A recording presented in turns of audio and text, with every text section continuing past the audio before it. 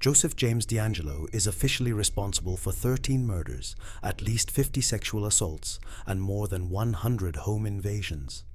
However, many investigators believe the true number of his victims is far higher. His criminal career lasted roughly 12 years, during which he operated across different regions of California, often using the same methods. What set DeAngelo apart from other serial offenders was the prolonged and direct interaction he maintained with his victims. In many attacks, the act of killing came at the very end. The real terror lay in the hours that preceded it. One survivor described it by saying, "That night wasn't just an assault. I was held hostage for hours." DeAngelo usually struck late at night. He watched homes in advance, learning who slept where and when the lights went out. Some victims later reported noticing a suspicious man in their yard or on their street weeks before the attack, though they hadn't taken it seriously at the time. On the night of the assault, after entering the house, DeAngelo often didn't wake his victims immediately. He would first go to the kitchen, open drawers, and gather items to use as restraints: rope, shoelaces, or whatever he could find. Victims often woke not to a sound, but to a presence. One woman stated, "When I opened my eyes, someone was already in the room. I don't know how long he had been there." DeAngelo concealed his face and threatened them with a gun or a knife. In many cases, he forced male victims to lie face down, bound their hands, and placed dishes or cups on their backs. One male victim recalled, "He said if I made a sound and the dishes fell, everyone would die. I couldn't move for hours." Female victims were taken into another room. Sometimes DeAngelo spoke to them. Other times he remained completely silent. One woman testified that he sat in the room for a long time, doing nothing, simply listening to her breathe. For many victims, that silence was more disturbing than the physical violence itself. As one statement put it, "Not knowing what he would do next was worse than what he actually did." Some victims survived and later gave detailed testimonies. One recalled that before leaving, DeAngelo went into the kitchen, took food, then returned and said, "Stay here, don't move." Another reported that days after the attack, her phone rang late at night. When she answered, she heard only breathing on the other end. Several victims said these calls continued for months. One woman summed it up by saying, "He left the house, but he never left my life." These calls showed that DeAngelo's need for control extended well beyond the attack itself.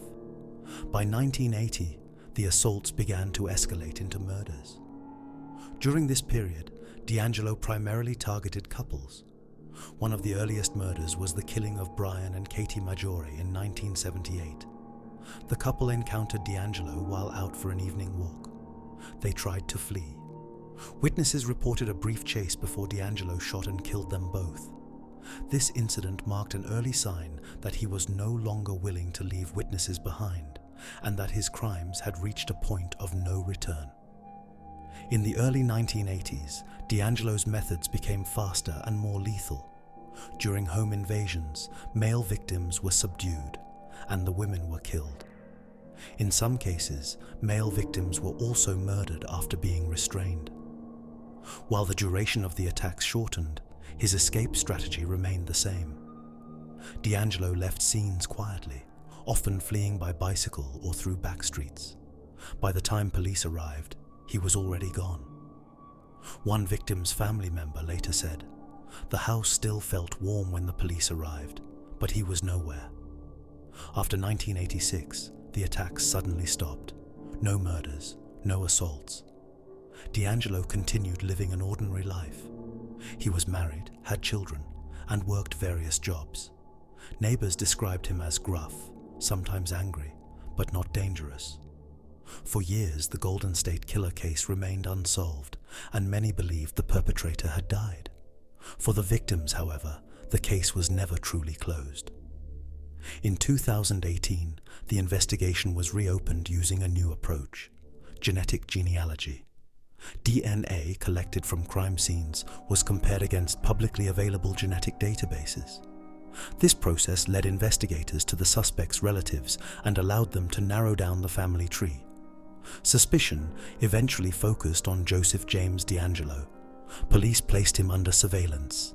DNA taken from a tissue he discarded and from his car's door handle matched the DNA from the crime scenes.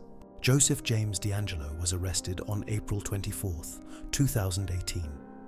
He was 72 years old at the time. In court, he remained silent for a long period. Later, he entered a plea agreement and admitted his crimes. He confessed to 13 murders and was sentenced to life in prison without the possibility of parole. In the courtroom, victims and their families spoke. Some said that simply being in the same room with him was unbearable. DeAngelo offered no details. He did not describe the attacks, nor did he look at his victims. The story of Joseph James DeAngelo is not only the story of a serial killer, but of a threat that remained undetected for decades. His crimes are remembered not for the moment of death, but for the long nights his victims endured, marked by silence, waiting, and uncertainty. And for that reason, the Golden State Killer case continues to unsettle those who hear it today.